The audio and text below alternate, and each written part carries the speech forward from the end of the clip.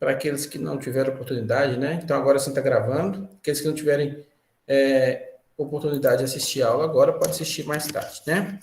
Então, pessoal, essa disciplina de genética, ela é ofertada na agronomia com 3 créditos, mas na zootecnia são 4 créditos. Então, vocês vão ver que vocês vão ter um pouquinho mais de aula do que o pessoal da agronomia, tá? É uma disciplina de 80 créditos no total, 4 créditos semanais, né? Enquanto a da agronomia são 3 créditos semanais e 60 horas. Nós estamos tentando equalizar isso aí, possivelmente as próximas turmas que entrar vai ter o mesmo número, né, de aulas da agronomia e da zootecnia, nós vamos fazer, né, tanto para a estatística quanto para a genética, equalizar isso aí, certo? Mas a princípio é assim que vai funcionar. Bom, vocês devem estar perguntando, lógico, professor, como é que funciona com relação à nota, essas coisas. Então, vamos lá por partes. Deixa eu primeiro me apresentar aqui para vocês algumas datas que são importantes para a gente.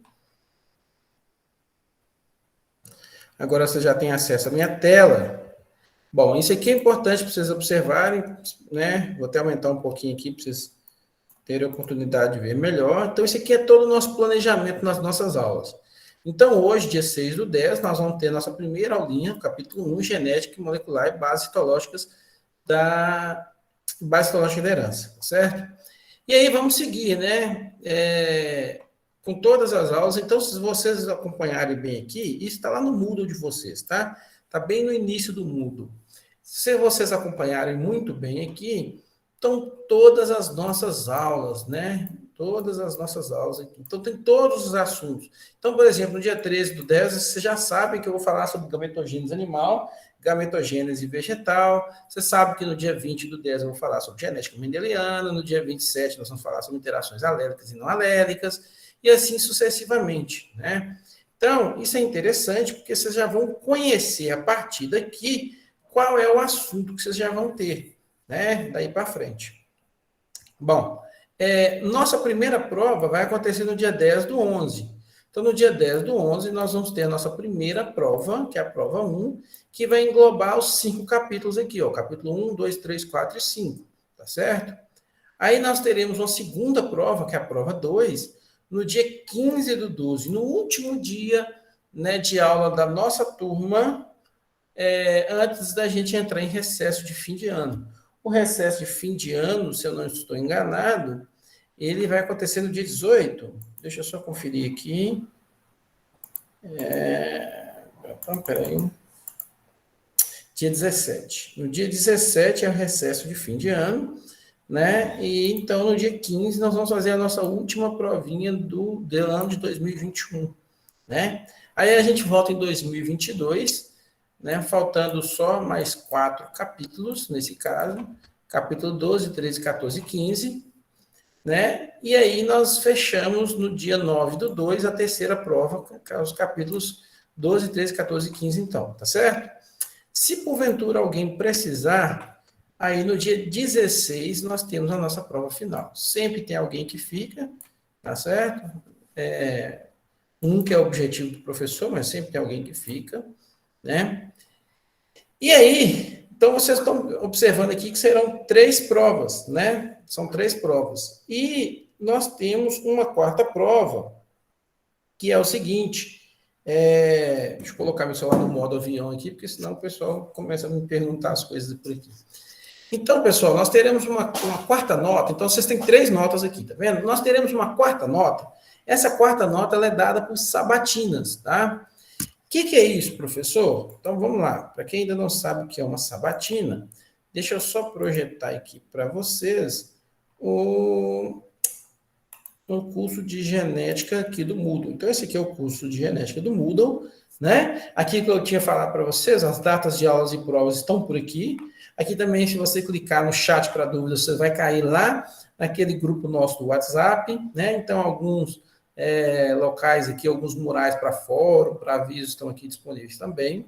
E aqui, se a gente clicar aqui nessa primeira, aqui, que é o capítulo 1, está aqui toda a nossa aulinha de hoje, né? Então, tem aqui a carta de navegação, tem aqui 3 textos que eu quero que vocês leiam, né? E observem alguns vídeos aqui também, né?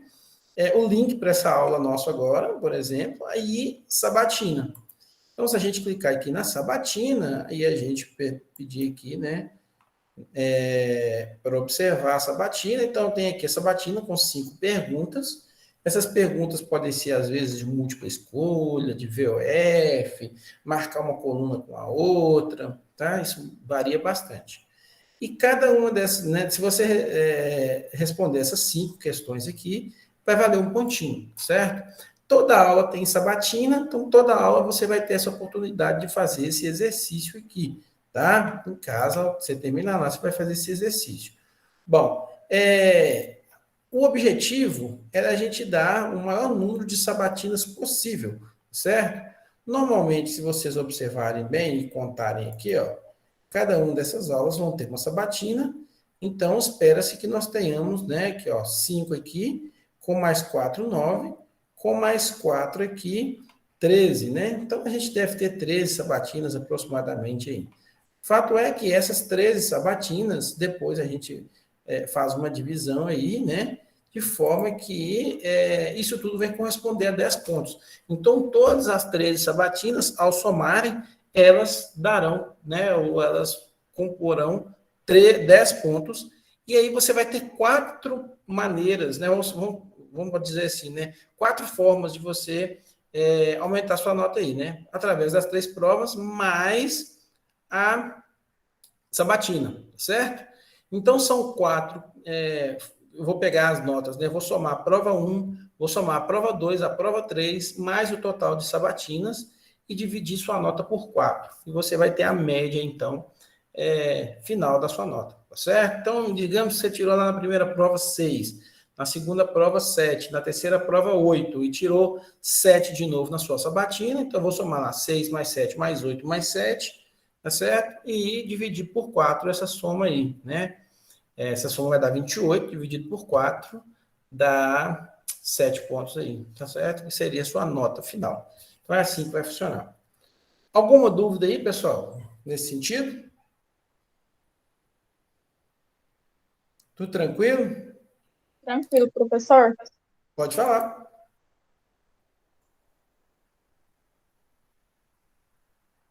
Pode falar, fique à vontade.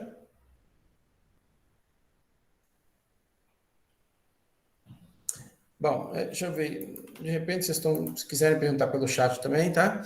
E aí, continuando aqui a nossa história, que a gente havia falado, né?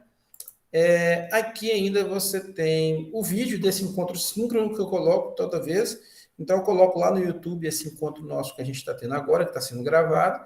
E aí, aquele aluno que, né, não pôde estar presente agora no momento síncrono, ele tem a oportunidade de assistir. E ainda disponibilizo aqui também a apresentação da aula do dia, porque às vezes ajuda você a estudar. Então, isso tudo aqui corresponde à nossa uma aula de hoje. Então, dá trabalho montar isso aí, tá certo? É muita coisa para montar, certinho? Eu espero que vocês usem com muita saúde esses textos, né, esses vídeos, que eles foram bem selecionados para para ajudar vocês na disciplina, certinho? Eu posso iniciar a minha aula ou alguém tem alguma pergunta que queira fazer? Qualquer pergunta, se quiser. Fiquem à vontade. Bom, já que ninguém se manifestou, só o João Pedro, né, João Pedro? Muito obrigado. Vamos iniciar nossa aula, então, certo? Eu sempre costumo falar com meus alunos que eu estou dando aula, não é uma palestra, então fiquem à vontade se quiserem interromper, tá certo? Não tem problema algum, não. Tudo bem? Bom, a princípio, deixa eu mostrar para vocês um pouco sobre a nossa bibliografia, o que nós vamos usar. Nós vamos usar, então, como bibliografia básica, né, 3 livros. O primeiro livro aí é esse, Introdução à Genética, é o livro do Griffiths, né? Esse livro é muito bom, tá certo? Nós temos ele lá na biblioteca, e ele é praticamente um livro que a galera da agronomia, da zootecnia, da biologia, da engenharia ambiental, sei lá, da engenharia florestal, por exemplo, medicina, tá certo? Veterinária, todo mundo usa esse livro aqui, tá? Então, ele é um livro básico para o início, né, para o estudo da genética. Então, é um livro muito bom, tá? Nós temos na nossa biblioteca lá, então, tá? Um outro é esse já é mais das áreas agrárias, né? Então, possivelmente, zootecnistas, engenheiros agrônomos, médicos veterinários e engenheiros florestais e que vão ter a oportunidade de estudar mais nesse livro, que é o Genética na Agropecuária, é muito voltado para a nossa área, tá certo? É um livro muito bom, eu tenho ele em casa, nós temos ele também lá na biblioteca, esse aqui ainda não tem em casa, não. Toda vez eu falo que eu vou comprar ele, acabo desanimando, o preço dele é muito caro, esse livro custa quase R$ 500, né? E esse já é um valor bem acessível, né? Acho que comprei um meu na época de R$ 60, deve estar custando uns R$ 80 hoje. É um livro bem barato, né? Caro não. Então, o outro é esse aí, né? Genética, o meu tá até velhinho. Esse aqui, ó, da genética na agropecuária, é da UFA, da Universidade Federal de Lavras. E esse aqui, né, de genética, fundamentos, é da Universidade Federal de Viçosa. Eu tive o prazer de ter aula com cada um desses camaradas aqui, ó, certo? Então, do José Marcelo Soriano, do Cosmo, do Everaldo. Então, tive aula com cada um desses três autores aí, tá certo? Lá em Viçosa, em diferentes disciplinas. É um livro excelente também. Ele já o público dele tanto a área agrárias quanto biológicas também, tá certo? Então, biologia, por exemplo, né? A galera da biologia também estuda muito por esse livro aí. Ele é fantástico, muito bom, muito completo também, tá? Bom, e a gente começa aqui a nossa historinha dizendo, né? Acho que todo mundo aqui dessa disciplina é novo, né? É a primeira vez que está vendo essa nossa disciplina de genética aqui, né? Comigo. E a gente começa falando que a genética ela é muito popular, né? A genética, ela tá, né, nos jornais, tá nos podcasts da vida aí agora, né? Sempre você ouve alguém falando sobre genética no Twitter, no Facebook, no Instagram, né? Então, a genética é muito popular, né? Ela tá aí a todo momento, né? Até no TikTok agora eu tô seguindo uma menina lá que gosta muito de falar algumas coisas de genética também, certo? Então é muito popular e está nos filmes, está nas séries, né? Nesses streamings aí que a gente sempre está assistindo, a genética está aí presente, certo? Bom, o fato é que muita coisa que a gente às vezes fala da genética ou atribui à genética, um pouco disso aí não é tanta verdade, né? A gente tem às vezes mania de falar algumas condições humanas que é genética, né? A gente vê, por exemplo, o menino às vezes é muito levado, mas isso é genética, puxou a mãe, puxou o pai, não sei o quê. Às vezes isso é verdade, às vezes isso nem tanto é verdade, mas o fato é que a genética está muito na nossa língua, a gente está sempre falando de genética aí. A gente fala muito mais de genética do que vocês imaginam. E às vezes a gente acha que entende a genética e não é tão fácil de entender a genética, não. Tá certo? Às vezes a gente acha que é muito simples. Uma coisa que eu posso afirmar para vocês é que ela vai muito mais do que um A grande, um A pequeno, que você aprendeu lá na biologia com a sua professora, né? Ou com o seu professor lá do terceiro ano, né? Do ensino médio, lá, né? Terceira série do ensino médio. Vai muito além daquilo lá, tá? Bom, nós, né, somos frutos, né, de quando a gente vê uma criança, por exemplo, a gente sabe que 50% dos genes que ela carrega são destinados à mãe, e o outro 50% é destinado, né, veio do pai, certo? Então, nós somos frutos dessa combinação genética, né? Por sua vez, essa mãe veio 50% dos genes dela, da mãe dela e do pai dela, e esse pai, então, né, 50% dele veio da mãe dele e do pai dele. E note que só aqui, em 3 gerações, eu tenho 4 indivíduos que foram capazes de doar genes para vocês. Né? Então, você, hoje, você que me assiste, que está, né, do outro lado aí, na sua casa me vendo, se você voltar apenas 2 gerações aí, né, você vai entender que foram precisos juntar 4, né, fontes genéticas para gerar você, né? Isso considerando seus avós, né? Se a gente passa para os seus bisavós, 8, né? Se a gente passa para os seus trisavós, 64, e isso vai só aumentando gradativamente, tá certo? Então, galera, entenda que nós somos frutos, né, desses genes que estão sempre sendo repassados para os seus descendentes, certo? Essa coisa de passar os genes para os seus descendentes nos torna muito únicos. A gente vai ver ainda na aula de hoje alguns motivos, algumas circunstâncias que fazem cada um de nós sermos bastante únicos. Isso pensando apenas no código genético. E a gente vai ver que só o código genético não é responsável seu fenótipo, por exemplo, né, pelo fenótipo, pelas características fenotípicas que você apresenta. Né? Embora você vai atribuir que as características fenotípicas que você apresenta é estritamente genética, eu posso afirmar para vocês que não é estritamente genético e que tem parte de alguma coisa aí, daqui a pouquinho a gente vai falar sobre isso. Né? Bom, além disso, a gente vai estudar também um pouco sobre genética, alguma coisa sobre como nós somos formados, como é a formação dos gametas, se ocorrer falhas nessa formação de gametas, o que pode acontecer. Então, nós temos aqui, por exemplo, um exemplo da falha de uma formação de gameta. A gente sabe que essa pessoa aqui, ela é portadora da trissomia do cromossomo 21, popularmente conhecido como síndrome de Down, né? Então, vocês vão perceber que existem outras falhas, né?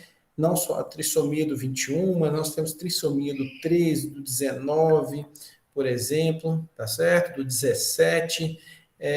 Nós temos outras falhas nos cromossomos sexuais, né?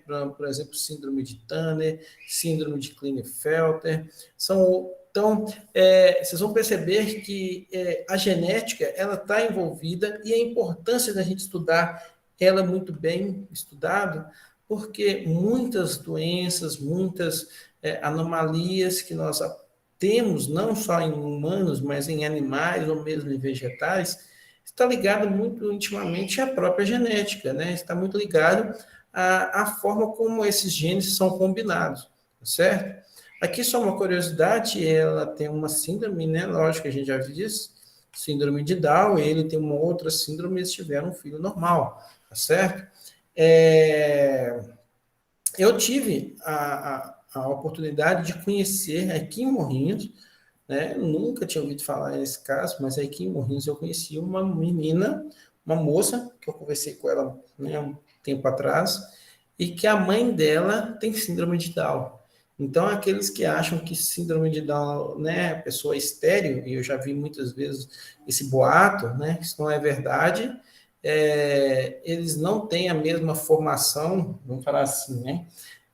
Nem todos os óvulos são tão férteis quanto uma pessoa normal, mas elas são capazes, sim, de gerar filhos, né, e deixar descendentes, e às vezes descendentes normais. Essa menina mesmo, ela teve ela e mais 3 irmãos, e eles são normais, né, todos eles, e é fruto de uma pessoa que tem a síndrome de Down com uma pessoa que é normal, certo? A gente, a todo momento também, vocês devem estar ouvindo falar um pouco sobre genoma, o que é o genoma, né? Para quem ainda não sabe o que é genoma, o genoma é o estudo que a gente faz dos genes, né, que uma pessoa tem, que uma espécie tem. Então, não basta só conhecer os 46 cromossomos que nós temos, né, na espécie humana, por exemplo, mas a gente precisa de conhecer cada um dos genes e onde esses genes estão em cada um desses 46 cromossomos, né? Esses estudos de genoma, que começou lá nos anos 2000 ainda, né?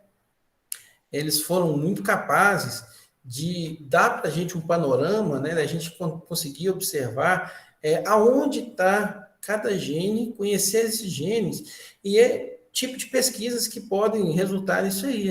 Os cientistas hoje, por exemplo, eles conseguem desligar o cromossomo da síndrome de Down. Eles conseguem saber, né, como fazer com que aquele cromossomo a mais que esse indivíduo tem, ele possa ser desligado e ele não interfira. Não assustem em relação a desligar ou não cromossomos, isso não é nada novo, tá? Vocês, mulheres, vocês têm 2 cromossomos X, né? Vocês que são mulheres que estão me assistindo. Mas aprenda uma coisa, os 2 cromossomos X, eles nem sempre, eles não funcionam ao mesmo tempo, vocês sabiam? As mulheres, embora elas tenham 2 cromossomos X aí, só um deles normalmente é ativo, o outro fica inativo, tá certo? Isso é extremamente interessante, porque você pode ter indivíduos que a gente chama, por exemplo, de superfêmeas, que são indivíduos que têm 3 cromossomos X ao invés de 2, e elas têm condição de vida normal, porque só um daqueles cromossomos é que vai, né, ser ativado, os outros ficam desativados. Então, desativar um cromossomo não é algo tão difícil de fazer, não, já se sabe. E aí vocês estão me perguntando, professor, mas se não é difícil, por que ainda nascem crianças com síndrome de Down? Por que a gente não desliga, então, esse cromossomo? Bom, a gente ainda não é permitido a nós fazermos edição de DNA, né? Fazer essa edição, desligar genes, desligar cromossomos. Né? Existe um comitê de ética muito forte por trás disso, porque isso precisa de estudos muito avançados para a gente garantir que ao desligar, por exemplo, um cromossomo, ao desligar um gene, que isso não vai acarretar para o portador, né, uma vida mais sofrível do que ele já talvez teria, né, na condição anterior. Então, isso é proibido ainda, né? Embora vocês já devem ter ouvido falar, não sei se já ouviram, mas há 3 anos atrás, nós descobrimos, nós ficamos conhecendo na comunidade científica, de um chinês que fez uma edição gênica, né, em 2 crianças lá na China, né? Esse chinês hoje ele está preso, ele é um cientista, mas ele fez uma tecnologia chamada tecnologia CRISPR, que é fazer edição no DNA. Né? Até hoje não se sabe ao certo o que ele mexeu no DNA dessas crianças. Fato é que ele fala que ele mexeu, né? Ele afirma que ele mexeu em alguns genes que ele sabia que traria algumas doenças no futuro para essas crianças, né? E aí ele fez algumas alterações, né? Mas a gente não sabe verdadeiramente se foi só isso, né? Isso está ainda até hoje em processo de investigação lá na China, né? E mesmo né, nos órgãos de pesquisas internacionais, porque isso é uma convenção de todos os países de não fazer edição de DNA em humanos. É muito perigoso isso ainda, né? Você está perguntando assim, mas qual o problema de fazer, por exemplo, uma edição, né, de um DNA, de fato, né, que vai, por exemplo, desligar uma determinada doença que um indivíduo poderia ter no futuro? A ideia é linda, mas será que todas as pessoas vão ter essa mesma ideia, né? Vão conseguir só ir lá e mexer justamente naquelas características que o indivíduo poderia ter e que talvez deveria, né, dar um problema no futuro? Será que eles não podem mexer em algo mais? Será que eles não podem, por exemplo, mexer para que nasça uma criança muito mais inteligente, ou uma criança com mais capacidades físicas, né? Por exemplo, uma criança que possa ser melhor por exemplo, para fins de esporte, ou pensando em soldados mais resistentes, mais fortes. Será que isso não pode acontecer? Então, esse é o grande dilema, de repente, de fazer uma edição de DNA.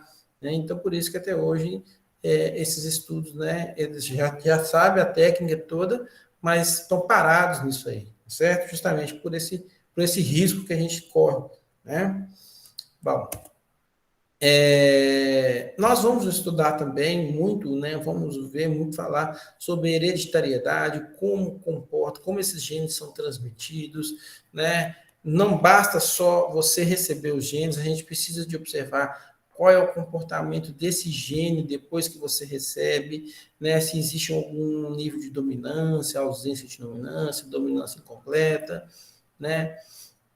a relação desses genes com outros genes, vocês vão ter a oportunidade de observar que alguns genes, eles são capazes de alterar outros genes, ou atuar em cima de outros genes, então a gente vai fazer isso também, e isso tudo mostra a importância do estudo da genética em relação à hereditariedade.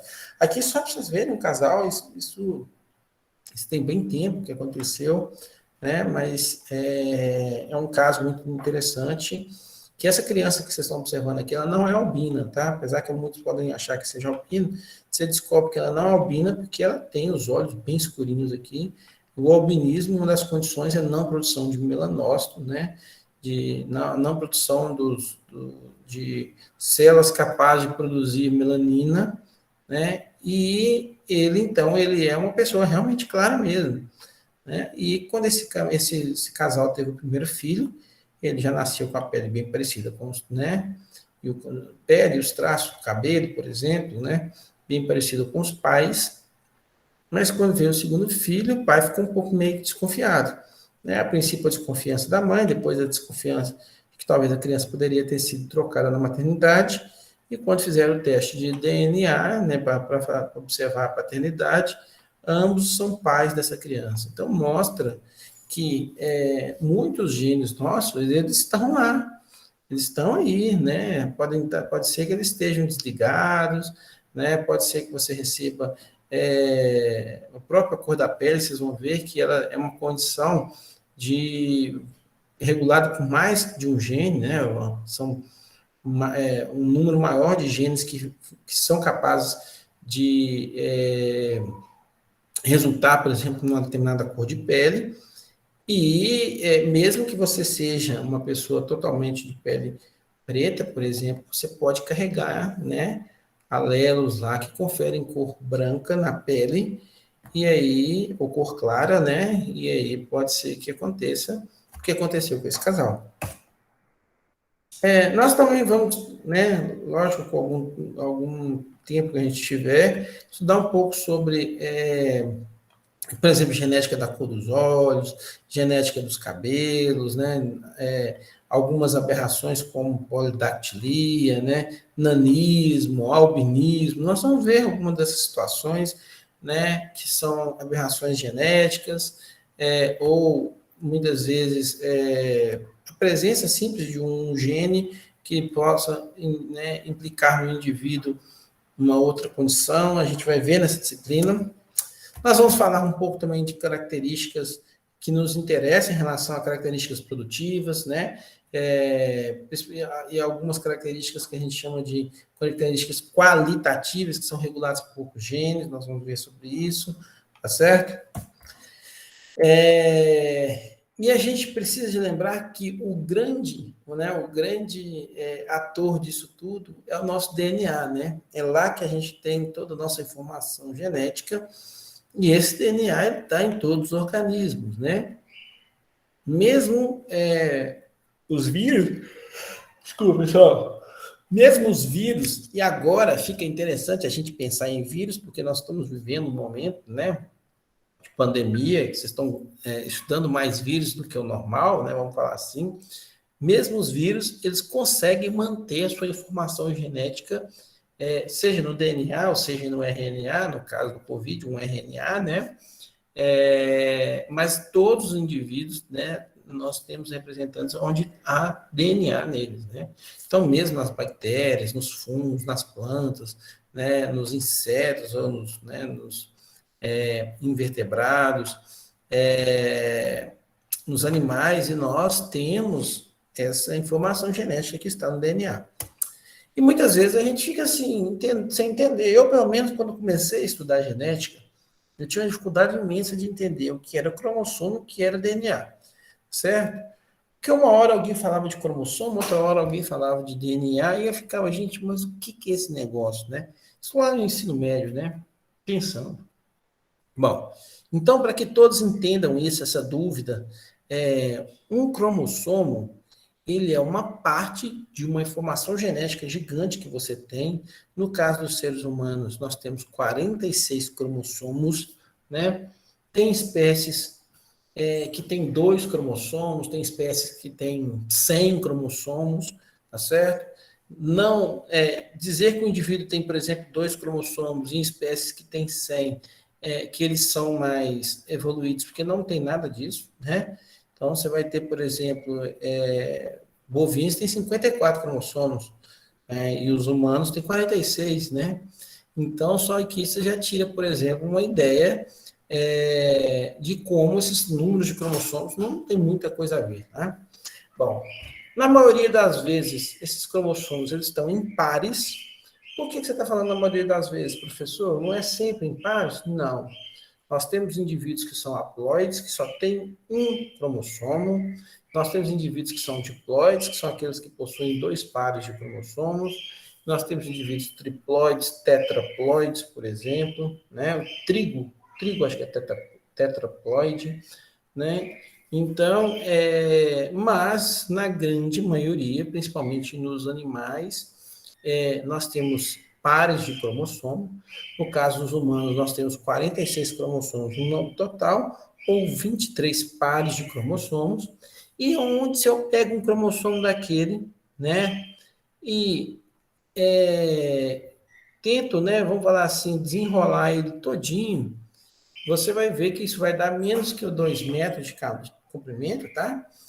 E esse desenrolado é uma fita dupla de DNA, certo?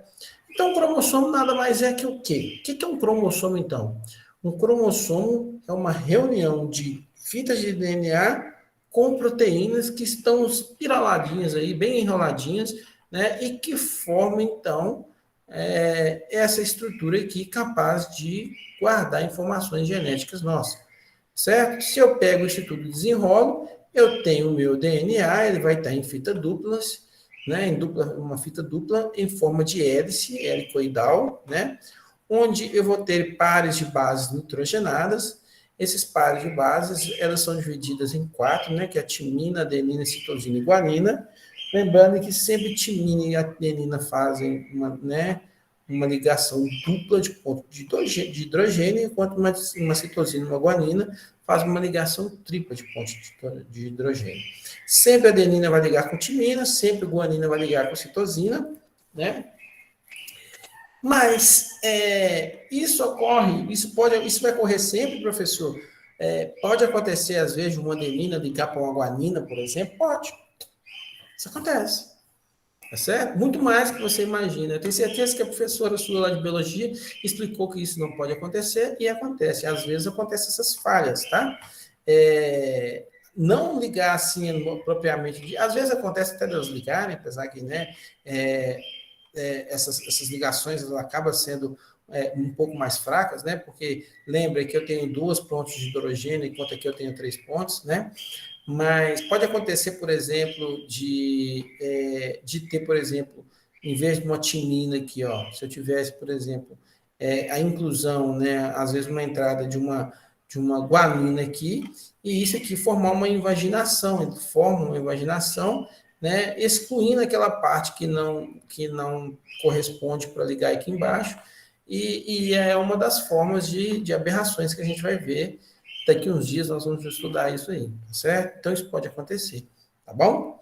Bom, fato é então que nós vamos ter então essa dupla hélice, né, de DNA, né, e que toda enroladinha em algumas proteínas chamadas histonas, elas são capazes de formar essa estrutura chamada nucleossomo, que é a compactação do DNA, né, em um cromossomo. DNA ou um cromossomo, não é propriamente dito, nem sempre está dessa forma aqui, tá? Enroladinha. Por que que não? Porque desse jeito que ela está aqui enroladinha, ó, se todos os cromossomos ficassem desse jeito enroladinho, você não teria como, né, fazer com que, por exemplo, algumas proteínas aqui para replicação, proteínas para tradução, né, desse DNA, né, poderia atuar, tá certo? Então, o DNA, ele não está dessa forma aqui. Na verdade, ele fica mais desenrolado possível, certinho? Esse DNA, então, em forma de cromossomo, enroladinho lá no cromossomo, ele vai estar lá no núcleo celular, se eu estiver falando de uma célula eucariótica porque ela vai ter, né, invólucro aqui, ó, né, celular, né, no núcleo celular, né? Eu tenho uma membrana nuclear, né? E ele, se for um procarionte, no caso aí uma bactéria, né, ele vai estar aqui no citoplasma sem esse núcleo celular, certo? Mas a nossa informação genética está aqui dentro e há uma comunicação daqui dentro para fora através de alguns RNAs aí, mensageiros, por exemplo, né, que são capazes de atravessar essa parede celular aqui, né, do núcleo celular e chegarem até o citoplasma para serem traduzidos, né, em proteínas. Bom, aqui só mais uma forma, né, da gente mostrar como esse DNA pode ser estar reunido, né? E aqui é uma visão muito interessante que eu queria que vocês vissem, né, compartilhar com vocês, que esse aqui é uma estrutura de uns, né, esse aqui é uma célula, dá para vocês observar, isso aqui é uma lâmina, vamos falar assim, né, uma figura, né, uma fotografia de um microscópio eletrônico, né? Aqui não é um microscópio óptico, não. Então, aqui a gente consegue observar, olha, bem bonitinho aqui, ó, a membrana plasmática, né? Você consegue observar aqui, desculpa, a membrana plasmática, não, a membrana nuclear, a membrana plasmática vai estar para o lado de cá, né? E aqui no núcleo celular, vocês vão ver uma região muito mais escura, uma região mais clara. Essa região mais escura, a gente chama ela de heterocromatina, enquanto essa região mais clara, a gente chama de eucromatina. A heterocromatina é uma região inativa, aquela região onde os genes e o próprio, né, vamos falar assim, né, aqueles genes do DNA que não estão em atividade, né? Então eles ficam nessa parte mais escurecida. Enquanto os genes que estão em atividade, eles se apresentam sempre dessa forma mais clara, tá? O que a gente pode considerar, então, como genes que estão em atividade? Bom, vai depender, por exemplo, da célula que você está trabalhando, né? Que você está observando. Se a gente estivesse, por exemplo, observando aqui uma célula de pele, né? Lá nos cromossomos, principalmente aqueles onde eles levam, né? Por exemplo, está lá o gene para produção de osso, por exemplo. Ele vai estar inativo, né? Não faz sentido algum se eu pegar uma célula da pele e ter, né, um gene para produção de ossos ativo naquele lugar. Então é isso que funciona. A gente pode pensar também de uma maneira diferente. Por exemplo, eu posso pensar que eu, enquanto homem, né, se eu pegar, por exemplo, uma célula da minha glândula mamária, as regiões para produção de leite, por exemplo, em homens, vai estar inativo, enquanto nas mulheres ela pode ser que esteja ativa, certo? Então, aqui, nesses genes que estão inativos, são aqueles genes que não estão sendo usados, certo? Aqui eu tenho um cariótipo, né? Um cariótipo, no caso, eu sei que é uma mulher, porque tem 2 cromossomos X e um Y. Então, aqui a gente tem, né, todos os 23 pares de cromossomos. Note que eu tenho 22 cromossomos, que a gente chama de cromossomos autossomais. O que é um cromossomo autossomal, professor? É todo cromossomo que não é sexual, né? Ele pode carregar toda a informação genética, né, possível, e ele não é um cromossomo sexual. Professor, outra coisa, esses cromossomos maiores que a gente vê e os menores, significa que os maiores têm muito mais informações que os menores? Nem sempre, tá certo? Isso é algo interessante até de falar, né? Porque é o seguinte, veja bem, o que você já observou é o seguinte, todos esses cromossomos pequenos, como por exemplo o cromossomo 19, o 21, o 22, são cromossomos bem pequenininhos, tá certo? Já chegou, isso é uma pesquisa recente, tá, do ano passado que eu vi isso, já chegaram à conclusão seguinte, que eles estão muito mais enxutos, ou seja, toda a informação genética que eles contêm ali são utilizáveis, enquanto muitas vezes um cromossomo grande desse aqui, ó, ele está cheio de regiões que não codificam genes de interesse, né? Vou dar um exemplo de um gene de interesse, né? Se a gente está falando espécie humana, e eu tenho lá, por exemplo, uma região que configura a produção de pena, né? Existe, tá no nosso DNA. Nós temos no nosso DNA regiões lá que produzem pena, por exemplo. Só que você não, né? Você não vai produzir pena porque você não é uma galinha e você não tem, né, genes que estão ativos para essa produção de pena. Mas você tem no nosso código genético, né? Então, muitas vezes, quando você tem um cromossomo grande desse assim, pode ser que ele tenha bastante coisas ali que são dispensáveis, enquanto esses pequenininhos, ele está bem enxuto com todas as informações que necessita. Existe até uma matéria que eu estava lendo, né, da possibilidade, e isso aí já é um estudo, uma previsão, de que um dia talvez o cromossomo Y poderia deixar de existir, né? Isso é tudo estudo inconclusivo ainda, tá? Foi só uma hipótese, certo? Fato é que muitos animais que não têm o cromossomo Y, eles conseguem, né, mesmo assim, produzir, né, testosterona, por exemplo, que é o necessário, ou outros órgãos necessários para a produção de machos, por exemplo, através de outros cromossomos autossomais, tá certo? Então, isso era só uma hipótese, eu particularmente acho que isso não vai acontecer, tá? Mas era uma hipótese de uma galera aí pensando que isso talvez poderia existir um dia, tá bom? Bom, aqui só para a gente ver um pouquinho o cromossomo, né? Só para a gente ter noção na anatomia de um cromossomo, né? Então, a gente vai ter essa região aqui que a gente chama de centrômero, que é essa região bem, né, na cintura, vamos falar assim, do cromossomo. Essa região é muito importante, porque é onde as fibras do fuso mitótico-meiótico vão se ligar para poder puxar esses cromossomos, né? Aqui dá para a gente ver a parte da heterocromatina mais escura e as regiões da eucromatina mais clara, que são regiões mais ativas ou inativas, né?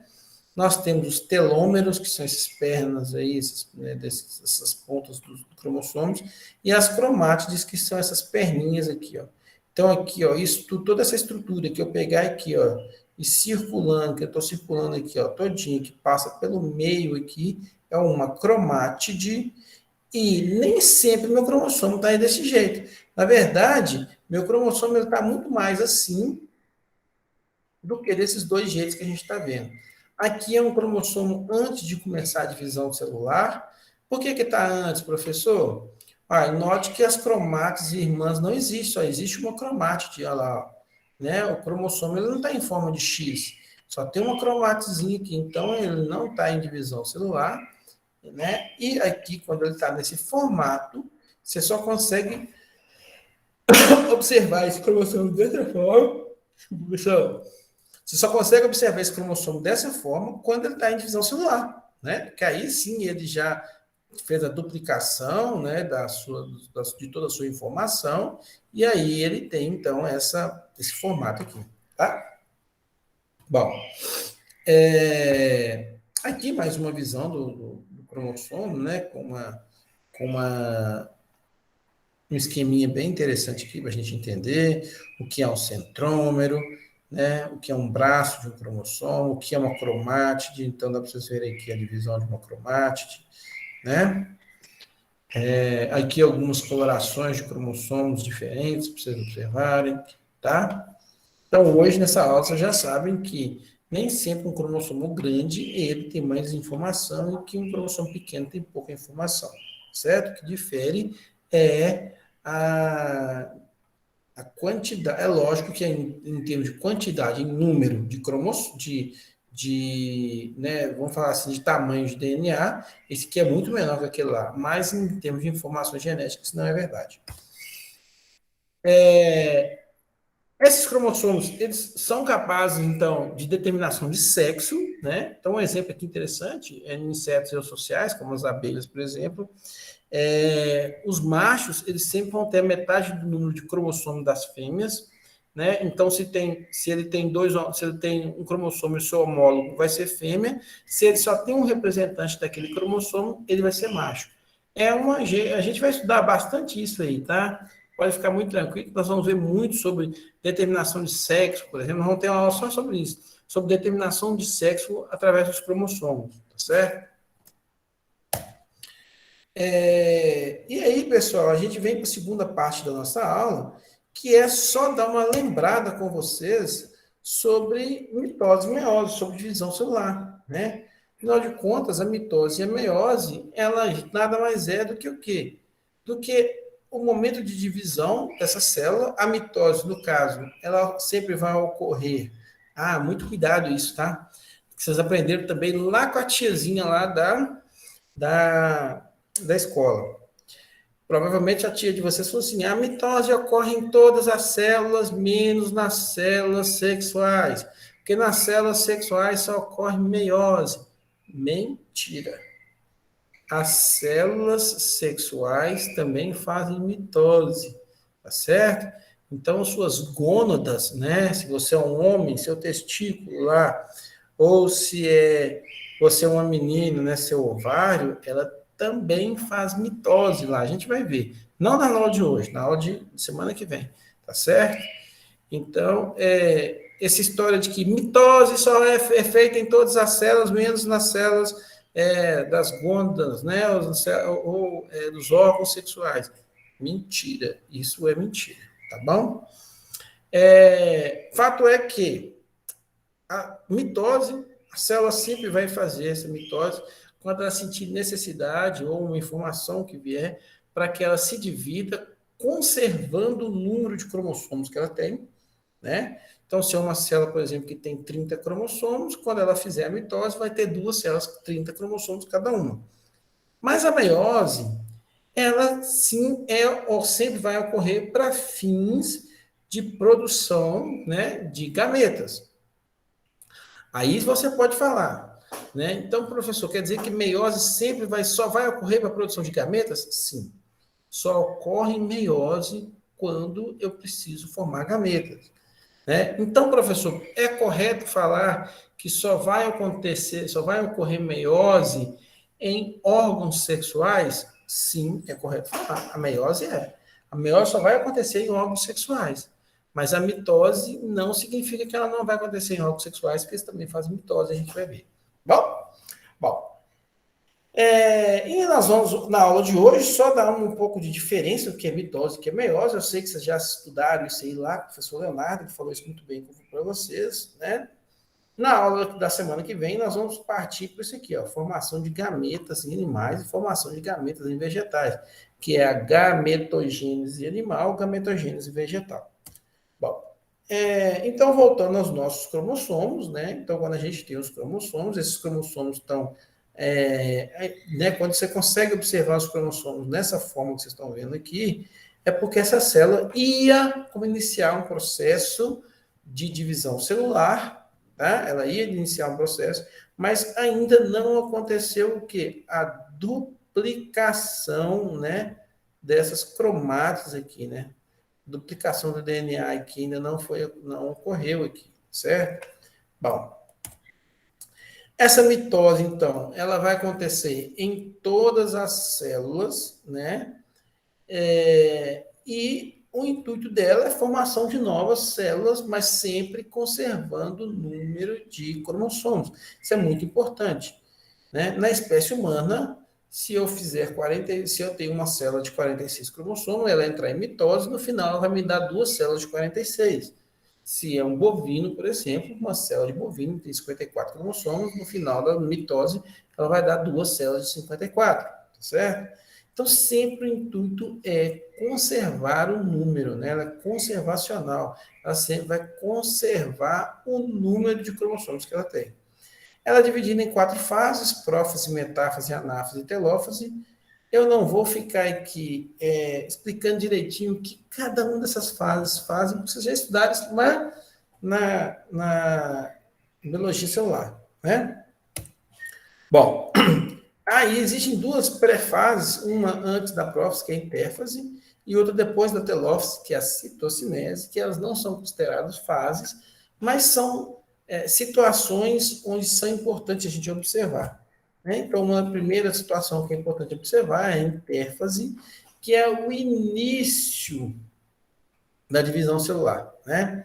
Essa intérfase ela pode durar até 23 horas aproximadamente, né? 24, quase próximo de 24 horas, entre 22 e 23 horas, por exemplo, tá certo? Que nada mais é que o quê? Aqui a célula, né, quando ela vai entrar em mitose, ela começa então a fazer sua preparação. O que ela vai preparar? Né? Ora, ela vai precisar, por exemplo, de proteínas para formar fibras do fuso mitótico? Sim, então ela começa a produção disso, né? Ela vai, então, síntese de proteína, por exemplo, né? De proteínas estruturais, né? Ela vai precisar, por exemplo, de aumentar o número de organelas, né, para uma divisão celular? Sim, então ela começa a fazer divisão de algumas organelas, retículo endoplasmático, por exemplo, né, as mitocôndrias, né, os complexos de Golgi, ela faz essa síntese de organelas também, certo? Inicia-se, por exemplo, a produção de proteínas, né, como estonas, por exemplo, para serem usadas, né, para enovelamento do DNA? Sim, então vai acontecer isso tudo na intérfase, tá certo? Ela é dividida em 3 subfases aí, né, de síntese 1, gap, síntese 2, né? Não, aliás, gap 1, síntese gap 2, né? Mas eu nem vou ficar pegando no pé de vocês isso, não, mas o que eu quero que vocês entendam é que essa intérfase, a célula, ela está se preparando para iniciar a sua divisão celular, né? E aí, na prófase, o que vai acontecer? Todo aquele DNA que estava todo desenrolado, ele se enrola e ele fica preparado aqui para poder iniciar a sua divisão celular. Então, a prófase é o início, é a primeira fase. Então, o que são as características que você vai ver na prófase? O DNA está todo condensado, né? Os centríolos, eles já se caminharam para os polos opostos das células, né? Os centríolos é muito importante durante a divisão celular, apesar que não é essa a única função do centríolo, tá? O centríolo, por exemplo, ele produz túbulos, né? Proteína estrutural para a célula manter aquela forma circular dela lá, né? Dentro de uma célula, para ela manter circular, tem um monte de microtúbulos que segura aquela célula para ela ter uma certa rigidez, certo?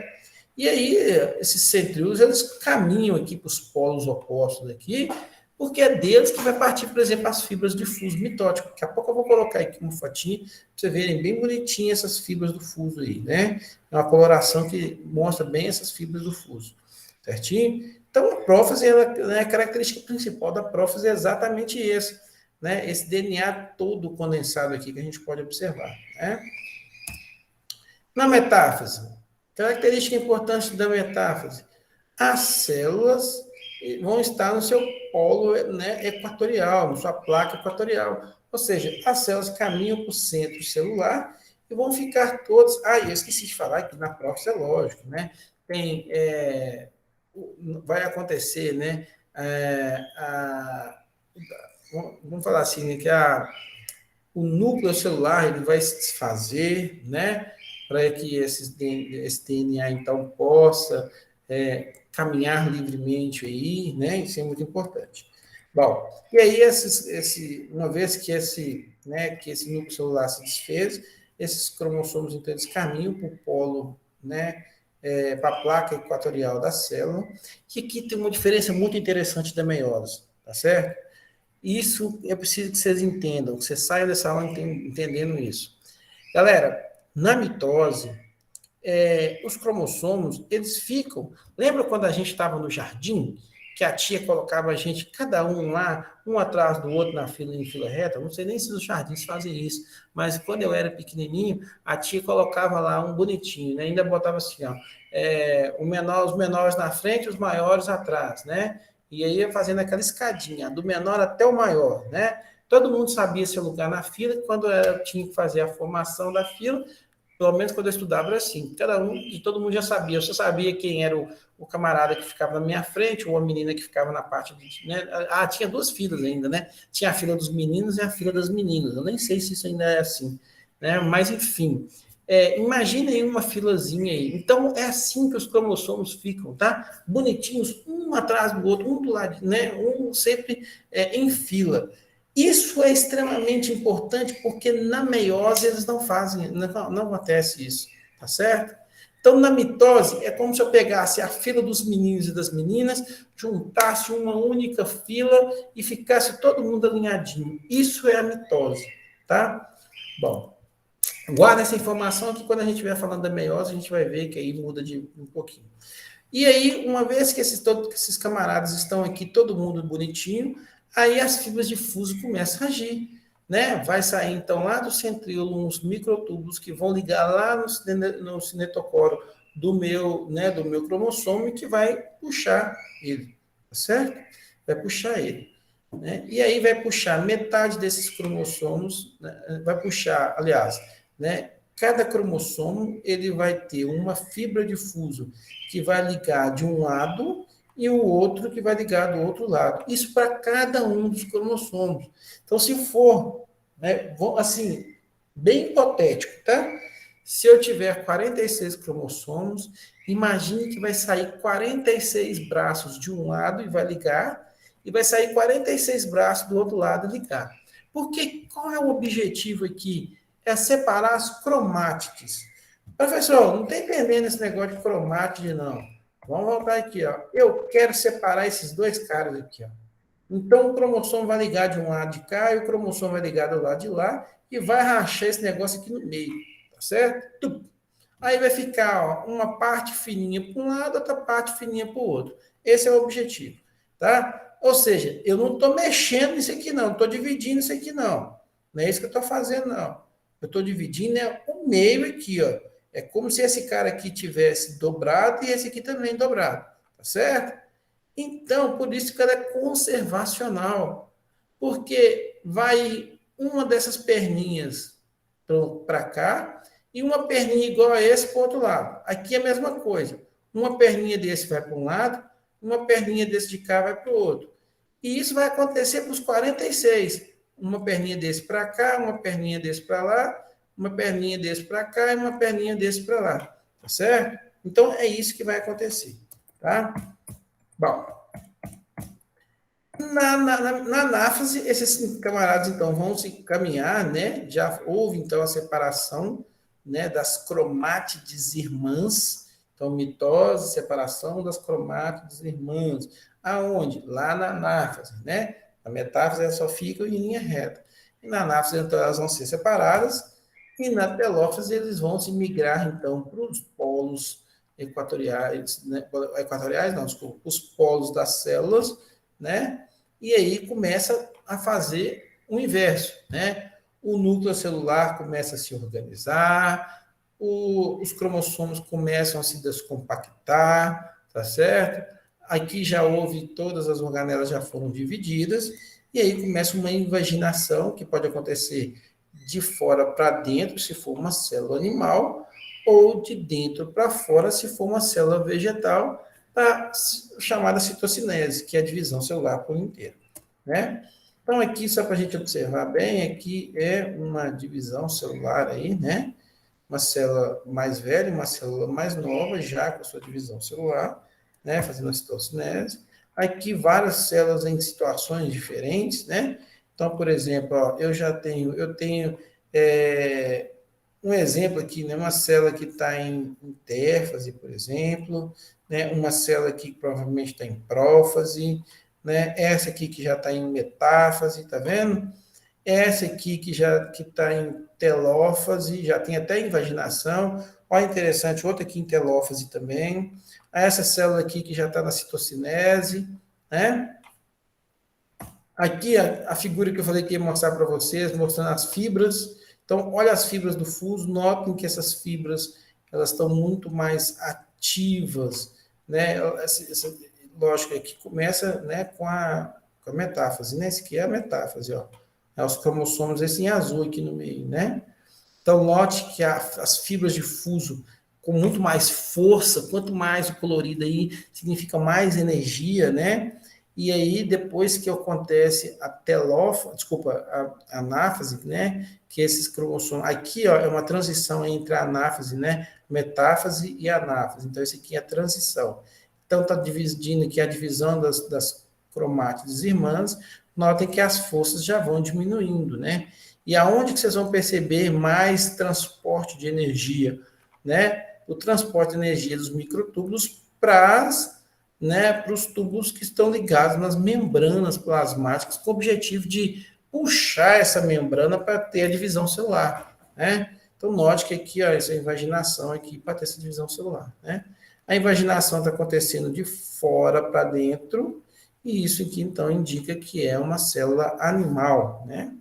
A célula animal. Então, bem bonitinho aqui.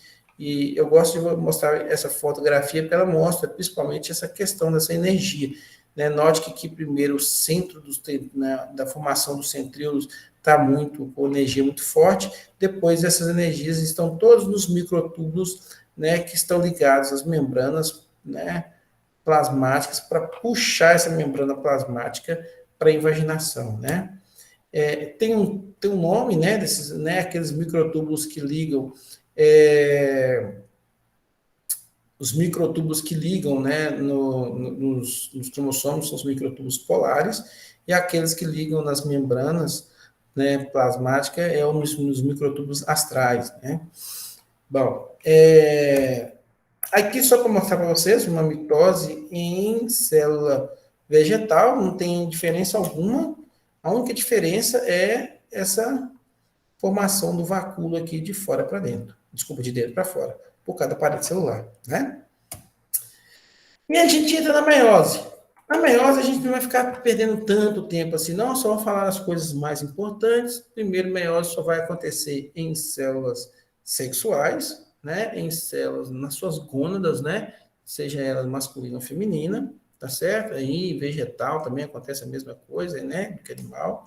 Ela é dividida em duas, meiose 1 e meiose 2. A meiose 1 ela é reducional, ela vai reduzir o número de cromossomos, enquanto a meiose 2 ela é equacional, ela é conservacional, ela vai manter o número de cromossomos.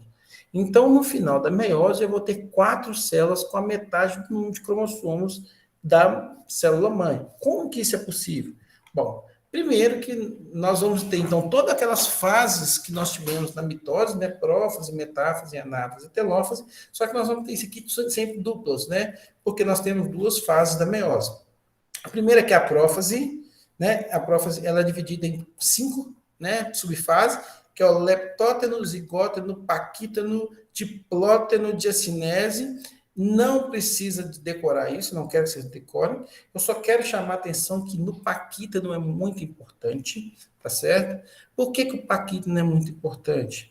Porque é no paquítano que ocorre o pareamento dos cromossomos homólogos, tá certo? E esse pareamento desses cromossomos homólogos fazem com que esses camaradas, eles troquem, né, informações genéticas, umas perninhas, né, que as cromátides possam se trocar, uma cromátide com a outra, chamado de crossing over, né? Esse crossing over é que garante a variabilidade genética nossa, tá certo? Então, isso é muito importante. Isso vai acontecer lá no paquítano, no final do paquítano, que acontece o crossing over, né? E aí essas células, então, elas vão caminhar para a metástase, como a gente está falando aqui.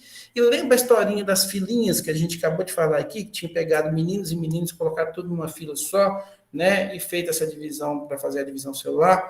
Aqui na meiose não acontece desse jeito, não. Aqui na meiose é como se fizesse o seguinte, ó, fila só de menino, fila só de menina, um fica de frente para o outro. Certo? Então, não é todos os cromossomos alinhados, 46 cromossomos alinhados, se fosse espécie humana. É 23 de um lado, 23 do outro, eles ficam um de frente para o outro.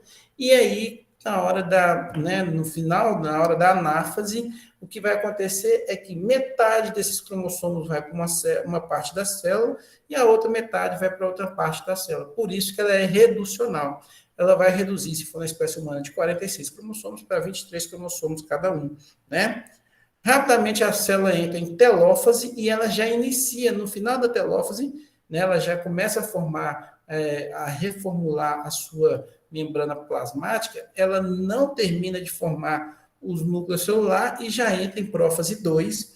E no prófase 2, que é o que vocês estão vendo aqui, essa célula, então, vai para a sua segunda divisão celular, e essa divisão celular da meiose 2, ela é exatamente igual à mitose, tá? Não tem diferença nenhuma. O que vai acontecer? Vai acontecer a mesma coisa da mitose, né? Os cromossomos vão para os polos centrais, vai haver a separação das cromátides irmãs. Agora, se eu tinha, né, aqui nessa célulazinha, eu vou ter 23 cromossomos do lado de cá e 23 do lado de lá.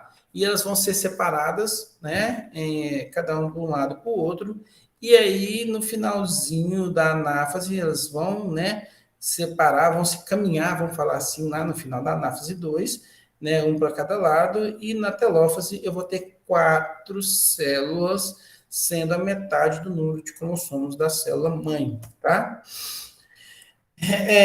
Aqui era só para, né, para terminar essa parte da meiose. Aqui tem um videozinho, deixa eu só mostrar para vocês, bem rapidinho. A gente já está acabando a nossa aula, tá certo? Então, esse videozinho aqui é só para mostrar para vocês a primeira parte da intérfase, quando as células, então, quando a célula está preparando para fazer sua divisão celular, né? Então, ela vai fazer aquela condensação dos cromossomos, né? Aquela síntese de algumas proteínas, né?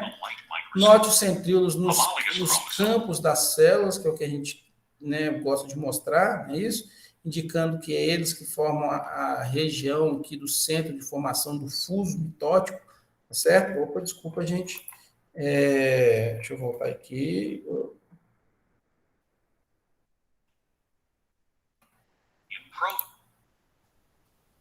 Phase 1, the DNA coils. Deixa eu só pegar meu computador aqui. Tightly, and individual chromosomes become visible under the light microscope. Homologous chromosomes become closely associated in synapses, and they exchange. Então, pessoal, eu não sabia mexer aqui no negócio, não é possível. Então, pessoal, o que vai acontecer, né? Na hora que ele termina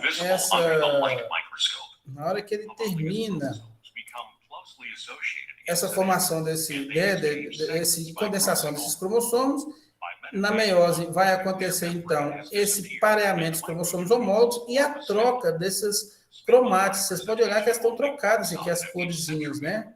Então, note que esses cromossomos, eles vão para o centro da célula, né? Essa troca é feita lá na prófase ainda, né? Na cross over. Aqui a gente está encaminhando para a metáfase, e na metáfase 1 vai ter separação dos cromossomos homólogos, ou seja, cada um deles vai para um lado, né? Então, aqui é o que eu brinquei, a filazinha de meninos e de meninas, então vai haver a separação, tá certo?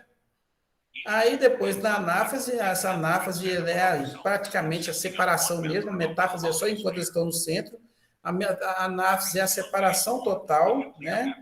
E aí a célula vai entrar em telófase, ela ainda mal termina de formar, né, as membranas plasmáticas, a se reestruturar, a membrana celular também, aí ela já vai entrar na prófase 2.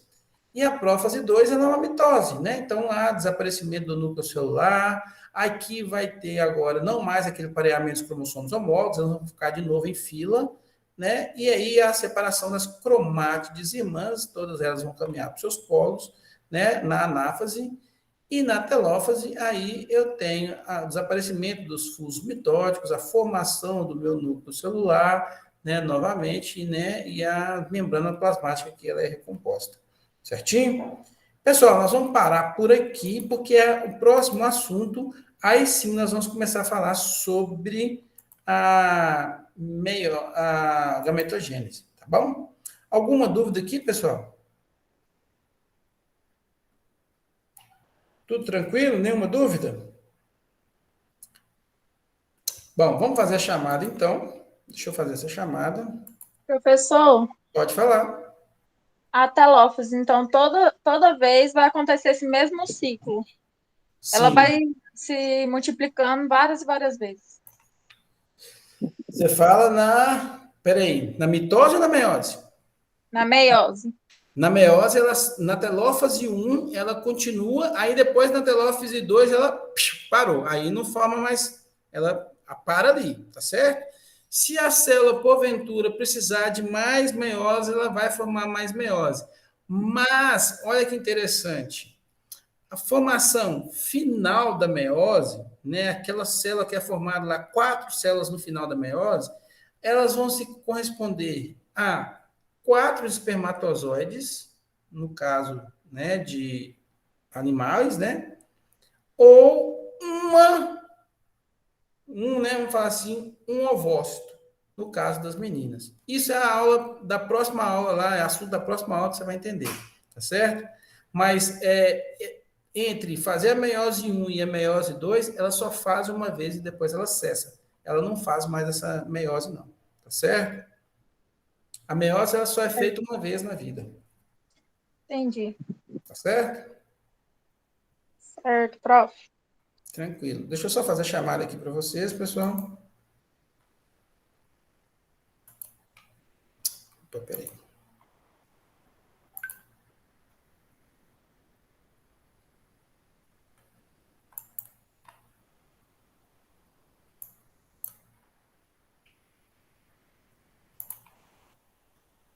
Você vai entender muito melhor isso na próxima aula, com certeza. Então vamos lá, galera. Só tem aqui 4 pessoas, eu vou colocar presença só para vocês 4, os outros que não estão aqui, infelizmente, vai ganhar falta, tá? Então são 5 aulas previstas. Deixa eu só ver aqui. Primeiro que está na minha lista aqui, Maria Eduarda. Vou colocar presença para ela. Maria Eduarda. Está aqui. João Pedro, que é o que aparece depois. A Ana Carolina e a Érica. Pronto. Então, beleza, pessoal. A gente fica por aqui. Tem essa batina lá, tá certo? E até a próxima aula, se vocês não tiverem mais nenhuma dúvida. Se tiverem, fiquem à vontade de perguntar, tá certo? Se não, a gente termina a nossa aula por aqui.